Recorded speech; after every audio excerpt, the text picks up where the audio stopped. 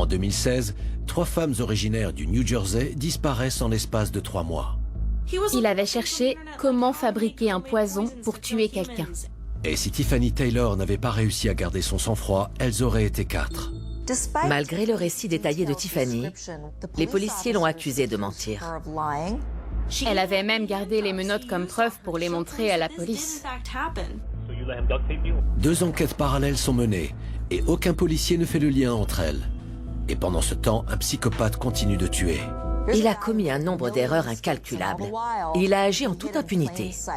La police a dû le relâcher plusieurs fois parce qu'elle n'avait pas assez de preuves contre lui. Les amis et la famille d'une des victimes ont dû agir pour empêcher que d'autres femmes rencontrent leur meurtrier sur Internet. Son corps était tellement calciné que les autorités ont mis 2 semaines à l'identifier. Sa famille a été dévastée en apprenant sa mort.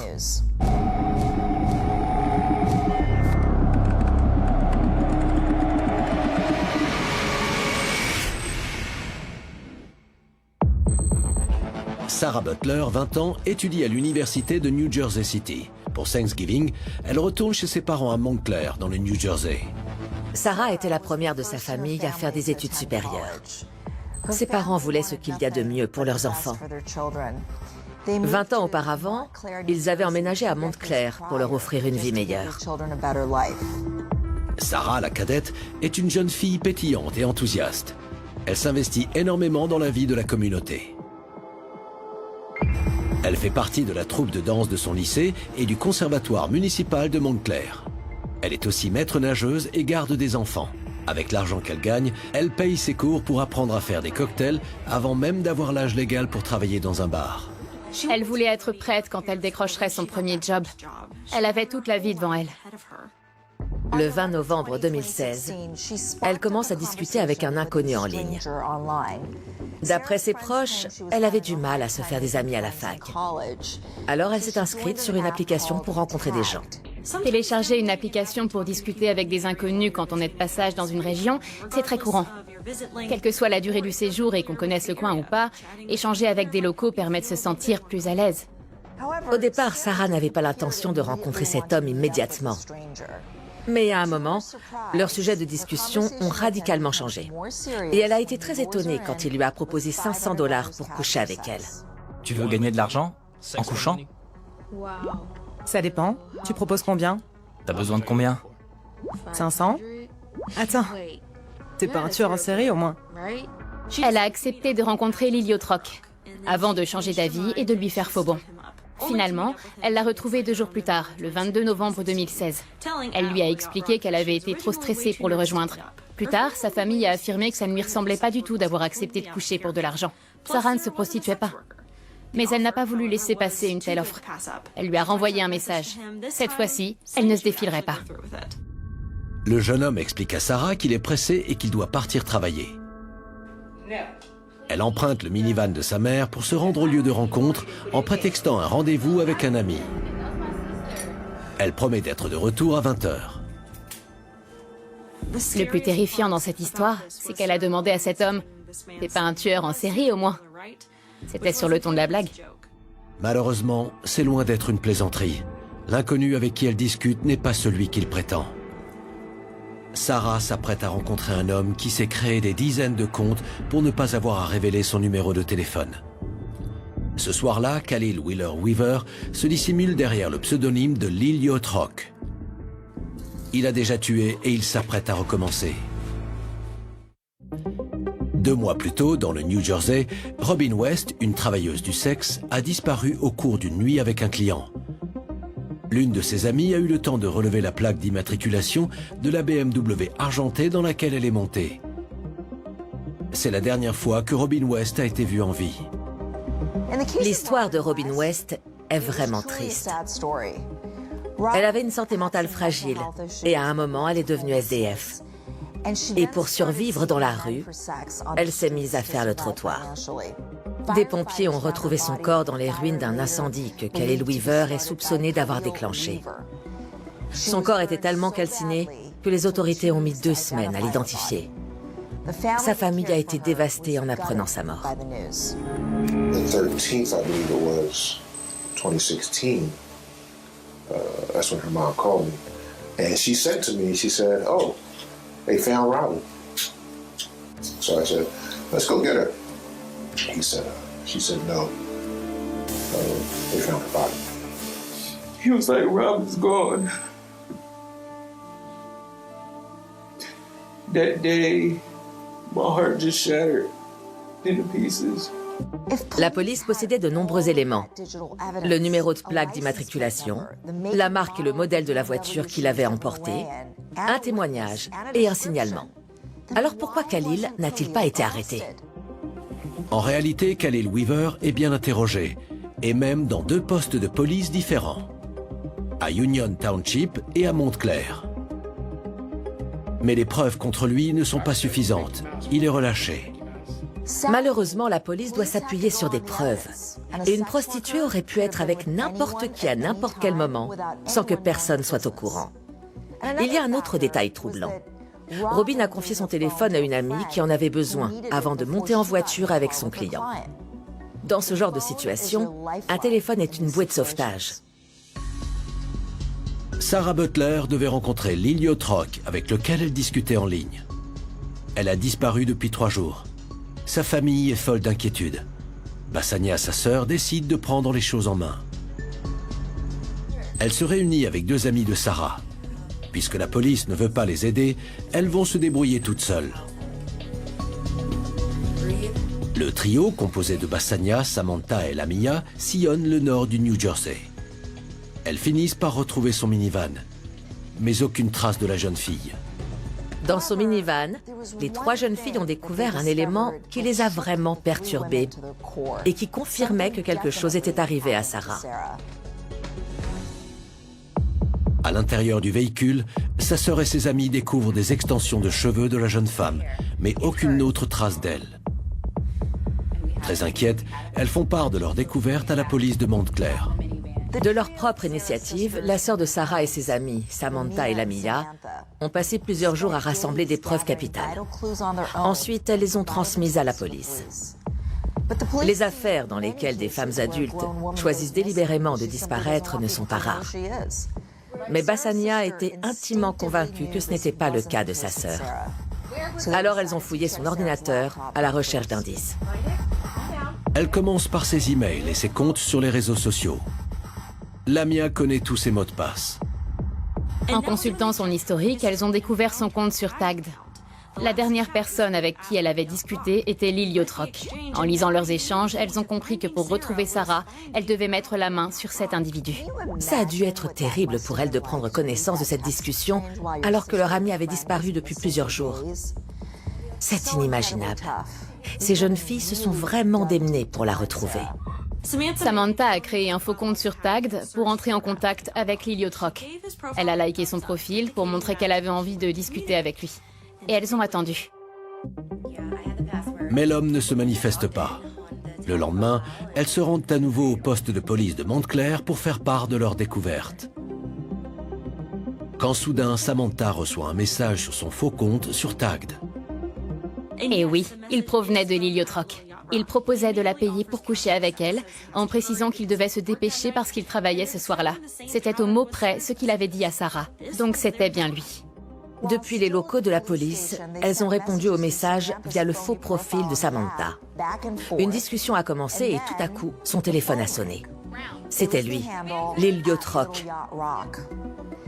Elles l'ont mis sur haut-parleur et ont enregistré la conversation. Il insiste pour qu'il se retrouve immédiatement et il lui propose de l'argent. Bassania enregistre l'appel avec son téléphone. Samantha utilise des prétextes pour gagner du temps, puis elle finit par accepter un rendez-vous. T'es où? À 10 minutes. Lilio Trock accepte de la retrouver à 1,5 km de là, dans un restaurant du centre commercial. Elle partage immédiatement l'information avec les enquêteurs. Aussitôt, ils se rendent au lieu de rendez-vous pour interpeller le suspect. C'était incroyable. Même si elles avaient conscience que leur sœur et amie étaient peut-être mortes, elles n'ont pas baissé les bras. Elles ont traqué cet homme qui était la dernière personne à avoir parlé à Sarah. La disparition de Sarah n'a quasiment pas été couverte par les médias. Ça n'a pas fait la une. Mais ce n'était qu'une question de temps. Sarah Butler drove to this 7-Eleven on November 22nd, 2016. Khalil Wheeler Weaver was in the passenger seat. When he got out of the minivan, the security cameras both inside and outside the store saw what he was wearing. He was wearing black head to toe, and he kept his very tight black gloves on the entire time. He went inside, he bought some iced tea and 3 condoms, came back outside, and they drove away. Pendant son interrogatoire, l'héliotroc révèle que son véritable nom est Khalil Wheeler Weaver. À partir de là, l'affaire aurait dû être résolue et le suspect inculpé. Hélas, non. Weaver a de nouveau été libéré, faute de preuves. Sous la pression de la famille, la police continue de recueillir des indices en ligne. Elle recherche l'antenne relais où le téléphone de Sarah a borné pour la dernière fois et organise une battue. La géolocalisation permet d'identifier une zone déserte où elle se serait rendue, la réserve forestière d'Eagle Rock. En fouillant la zone, la police a découvert le corps de Sarah dans un terrain en friche. Elle était à peine dissimulée par des branches et des brindilles. Elle avait été tuée, étranglée avec son propre pantalon de survêtement. Sarah Butler était une jeune fille travailleuse et prometteuse. L'avenir lui appartenait. Elle avançait dans la vie d'un pas confiant et assuré. Mais en une fraction de seconde, elle a commis une erreur qui lui a été fatale en acceptant une proposition de sexe tarifé d'un inconnu rencontré sur Internet. Cette décision l'a précipitée vers sa mort. Une veillée en mémoire de Sarah a été organisée. Ses proches ont brièvement parlé d'elle. Ils ont fait un lâcher de ballon. C'était un moment très triste.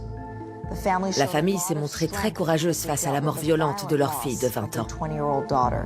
And it's just sad that she had to go as soon as she did. But as, you know, a group and family and friends, and we shall get through this.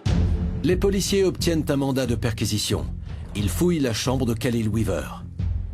Ils découvrent de nombreuses preuves compromettantes, dont 3 téléphones portables cachés sous son matelas.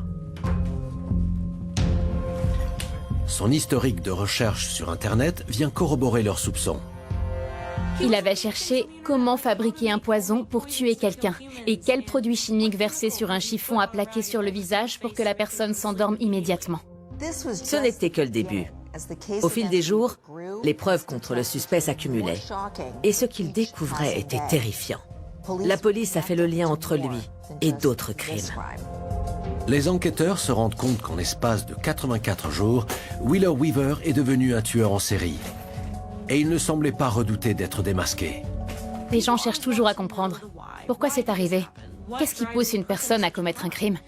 Des amis de Weaver l'ont décrit à la fois comme quelqu'un de réservé et de très drôle. Il portait des chemises à carreaux repassées et rentrait dans un pantalon décontracté. Il n'avait pas le profil d'un suspect. Sarah Butler a été tuée par Khalil Wheeler Weaver. Quand ils se sont rencontrés en ligne, il lui a fait miroiter de l'argent contre un rapport sexuel. La police l'inculpe pour plusieurs crimes. Personne n'aurait imaginé que Khalil Wheeler Weaver, un jeune homme propre sur lui et relativement banal, allait devenir un psychopathe et un tueur en série. Il a commis un nombre d'erreurs incalculables et il a agi en toute impunité. Il a été interrogé plusieurs fois par la police et des témoins ont fourni son signalement. Il a envoyé des messages, passé des appels et laissé de nombreuses traces numériques. Pourtant, il a été relâché plusieurs fois parce que la police n'avait pas assez de preuves contre lui. Wheeler Weaver a pu commettre ses premiers meurtres sans être repéré car il avait ciblé des victimes vulnérables. Des femmes qui, selon lui, n'avaient pas de famille et personne pour s'inquiéter de leur sécurité. Les héros ne sont pas toujours ceux qu'on croit. La sœur et les amis de Sarah ont retrouvé son minivan et ont scruté ses comptes sur les réseaux sociaux. Les 3 jeunes filles ne peuvent pas savoir qu'une victime s'est déjà manifestée. Tiffany Taylor, une travailleuse du sexe qui témoignera plus tard au procès. C'est un ami commun qui lui présente Khalil à l'été 2016. Il a 10 ans de moins qu'elle. Ils jouent à des jeux vidéo ensemble et se retrouvent régulièrement chez lui.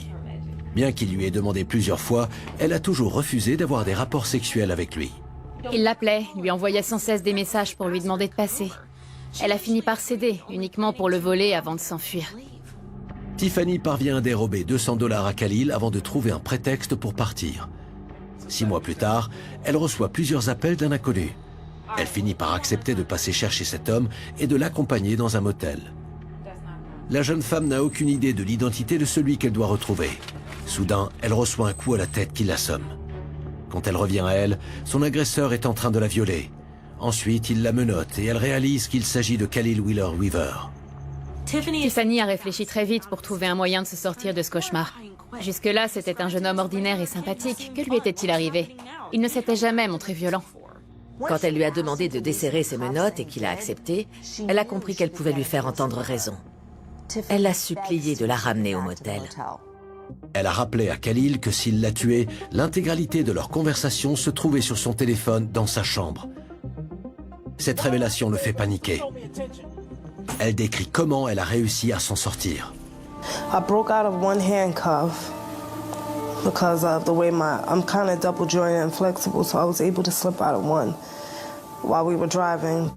À peine arrivée, Tiffany parvient à s'échapper et s'enferme dans la chambre du motel. Khalil tambourine à la porte sans savoir qu'une caméra de vidéosurveillance est en train de filmer toute la scène. Mais il s'enfuit avant l'arrivée de la police. Malgré le récit détaillé de Tiffany et les entailles et les bleus qu'elle avait sur le corps, les policiers l'ont accusée de mentir. Elle avait même gardé les menottes comme preuve pour les montrer à la police. Il est inadmissible que les autorités ne prennent pas les prostituées au sérieux et supposent qu'elles mentent ou qu'elles sont responsables de ce qui leur est arrivé. La conséquence, c'est que de nombreuses victimes d'agressions sexuelles ne portent pas plainte. Il y a de quoi ne plus jamais faire confiance au système. Pour ajouter à cette épreuve terrible, Tiffany tombe enceinte après son viol. They didn't believe me. Elizabeth, New Jersey Police Department. They thought I was lying. What injuries do you have? What injuries do you have? Look at my face and the duct tape. For the what? And the duct tape, my face. When did he duct tape you? Huh? In the car? In the car. So you let him duct tape you, or what happened? I just need to And he know. put the handcuffs on me first. I felt horrible and scared because I knew he was still on the run and they didn't believe me. So no one was gonna look for him and he was just gonna look for me. Definitely now to kill me because of what I knew. Grâce à l'ingéniosité et la détermination de Bassania, Lamia et Samantha, la police considère maintenant Khalil Wheeler Weaver comme le suspect principal dans le meurtre de Sarah. Khalil a grandi dans un quartier huppé d'orange dans le New Jersey. Il avait l'air d'être quelqu'un de tout à fait normal. Plus tard, il a même été décrit par la police comme une personne calme et coopérante. Il avait de la famille dans la police. Il était agent de sécurité, alors les gens ont eu du mal à croire que c'était lui. En analysant son téléphone, les enquêteurs parviennent à reconstituer les déplacements de Weaver en 2016. Ces données leur révèlent qu'il se trouvait sur le site d'une maison abandonnée à peu près au moment où elle a été incendiée. Sur place, les pompiers avaient découvert le corps carbonisé de Robin West, une prostituée assassinée quelques jours avant son 20e anniversaire. Khalil était maintenant entendu dans le cadre de 2 homicides et d'une tentative de meurtre. Mais en creusant davantage, les enquêteurs ont établi qu'il avait déjà fait 3 victimes avant de s'en prendre à Tiffany Taylor. En poursuivant leurs investigations, les policiers font une autre découverte troublante. Khalil Wheeler Weaver est la dernière personne à avoir été en contact avec Joanne Brown. Son corps a été retrouvé la veille de l'arrestation du suspect dans une maison vide à Orange, dans le New Jersey, sa ville natale. La police a réalisé qu'elle avait affaire à un tueur en série. Début 2017, Khalil est jugé pour 3 meurtres, tentative de meurtre, incendie criminel, atteinte à l'intégrité d'un cadavre, viol avec circonstances aggravantes et enlèvement. Il a plaidé non coupable, affirmant être victime d'un coup monté. Même si c'est une technique de défense classique, dans son cas, ça paraissait vraiment grotesque. Face à la montagne de preuves, c'était clairement une tentative désespérée pour essayer de s'en sortir. Désormais, Khalil Wheeler Weaver est surnommé le Tagged Killer. Son procès dure 9 semaines. 45 personnes défilent à la barre. Mais le témoignage le plus accablant est celui de Tiffany Taylor, qui a pu identifier son agresseur et a réussi à lui échapper. Elle a dû rassembler tout son courage pour témoigner au tribunal face à son violeur. Mais c'est grâce à elle et à l'implication des proches de Sarah que justice a pu être rendue aux victimes. Le jury n'a besoin que de 2 heures pour délibérer et le déclarer coupable de tous les chefs d'accusation. Le 6 octobre 2021, il est enfin condamné. Et les familles de ses victimes ont eu la possibilité de lui dire ce qu'elles ressentaient. This is in a matter of State versus Khalil Wheeler Weaver, indictment number 17-2-547. As to count 1, charging the defendant with the murder of Robin West, what is your verdict? Guilty. Charging the defendant with the murder of Sarah Butler, what is your verdict? Guilty. She gonna always be gone from us. You know, birthdays, holidays. But, you know, this is some closure. Yes, I would have to say so. Justice was served, but nobody's won. 3 girls will never return home. 1 will probably live with what happened to her for the rest of her life. And then you have a mother who is watching her son, who's going to go to jail for the rest of his life. You know, so there is no win here. Just justice has been served, but you know, it's a long road still ahead. Cette épreuve a profondément marqué Tiffany. Sa vie a été bouleversée à jamais. Elle ne se maquille plus, elle n'a plus vraiment d'amis. Elle est devenue paranoïaque. Adam Wells, le procureur adjoint du comté d'Essex, a souligné que Khalil Wheeler Weaver ciblait des femmes vulnérables, puis reprenait le cours de sa vie comme si de rien n'était. Au procès, Tiffany Taylor a fait remarquer qu'il n'avait montré aucun remords. Khalil Wheeler Weaver est condamné à 160 années de prison. Et s'il a pu être mis hors d'état de nuire, c'est grâce à l'acharnement des amis et de la famille de Sarah Butler, victime d'une connexion fatale.